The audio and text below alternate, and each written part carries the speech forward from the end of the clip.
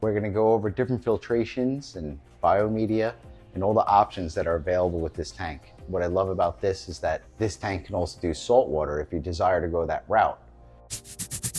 What's really nice is that with the extra room that the saltwater equipment would usually take in the back of the tank, we can do other things like CO2 injection, UV filtration, and keep all that out of here, especially things like heaters where we're taking up our valuable real estate inside the tank. So let's go over a few things about this tank that I really like and what we're dealing with here. First off, it comes with a nice mat, and that mat is a cushion to even the load out. If we come to the back here, let me lift this light up a little bit.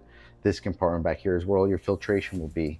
And on the sides of the tank, it has level gauges so you can see the water levels in the tank so you know what's going on. Let's start with the glass top. You know, how do you get this thing off? I don't want to put a handle on it and have to have this, you know, ruin the look of the tank. So little trick here, right? Move this to about here.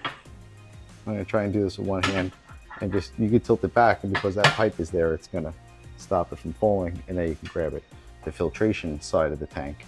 Now this is going to come with a glass top. You can use it as the flat side or the gloss side, whatever you prefer. What's really nice about this tank is that it comes with everything already equipped and ready to go. You have the mat on the bottom and a really big sizable chamber here. It comes with a pump that is adjustable. My tank came with this rotary nozzle. I'm looking at probably changing this to a glass lily pipe, very similar to what I have on this tank over here.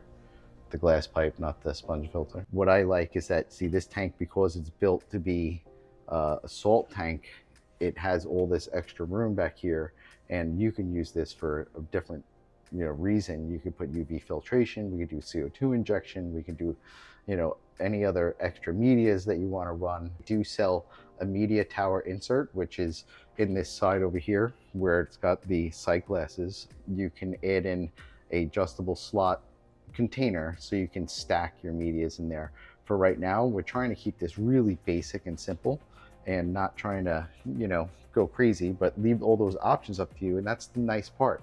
You could start simple and grow with this tank and really have something nice. So it comes with this enormous sponge filter, pretty sizable, good amount of filtration. Will definitely help your bio media load and help you keep the water clean. But one thing I'm looking at right now is eventually I want shrimp in here. They do sell a guard that would go over the weir where the water level is going to be set by, but I think that even at that, with baby shrimp, they'll get right in there. So I'm thinking about just doing it just like this and just leaving the sponge at the top, and that'll be more than small enough of a hole that nothing is going to be able to escape and get sucked into the filtration.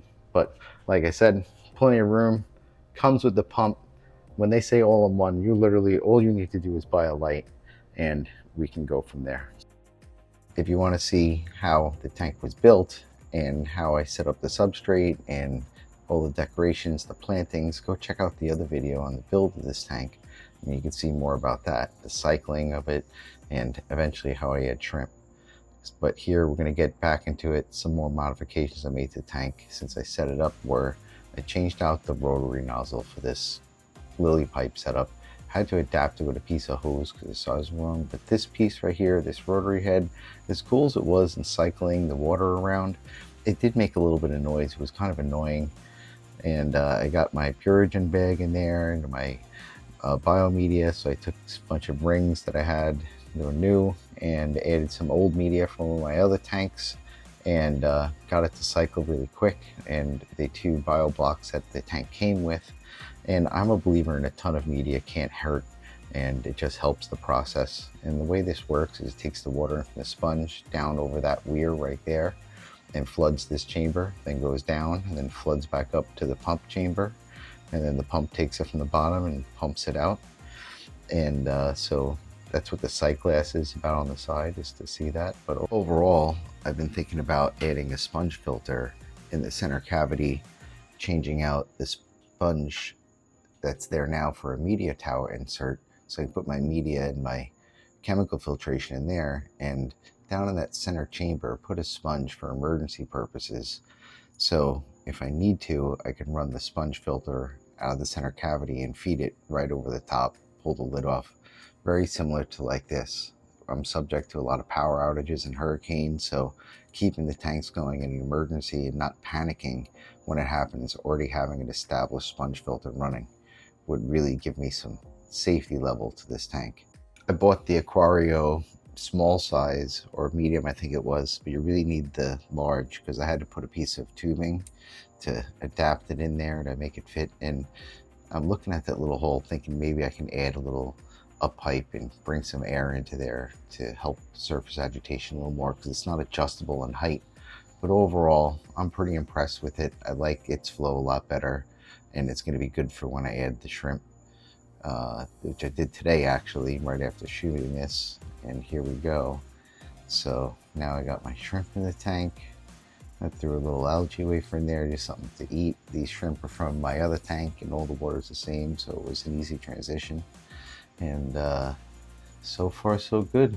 They're looking great, and I'm really impressed with the tank. It runs really quiet. The filter does a really good job of keeping the water clear. I was stirring it up today because I was adding in a bunch of stuff and the shrimp and working on it. But overall, I've been really impressed with this tank so far. I really think that the light we're going to add on next is going to be a real nice option. We're going to get to see the difference of the Hygger light versus this economic clip-on light and see if it really makes the shrimp pop. So check out the next video about how this tank was built, and I'll see you soon.